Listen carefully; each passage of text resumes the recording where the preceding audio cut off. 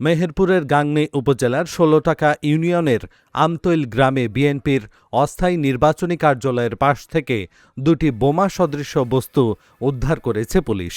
শনিবার সকালে স্থানীয়রা কার্যালয়ের পাশে লাল টেপ দিয়ে মোড়ানো সন্দেহজনক দুটি বস্তু পড়ে থাকতে দেখে গাংনী থানায় খবর দেয়। পরে পুলিশ ঘটনাস্থলে গিয়ে বোমা সদৃশ বস্তু দুটি উদ্ধার করে।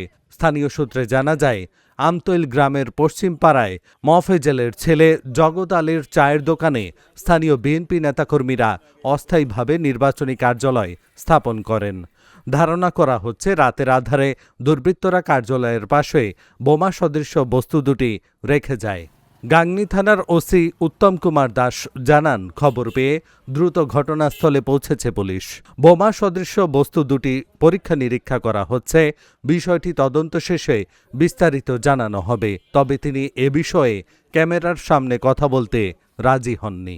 দেখছি দুইটা কয়টু খুঁটির গুড়ায় রয়েছে, এটাই এখন সবাই বলছে নাকি এটা বোম নাকি জড়ানো রয়েছে, কোনো কিছুই জানি না। হ্যাঁ, এখানে আমাদের লোকজন বসে থাকে, এখন যে হোক হিংসামূলক এই বিষয়টা করেছে, ঠিক আছে, এই বিষয়ে আমরা কিছুই জানি না।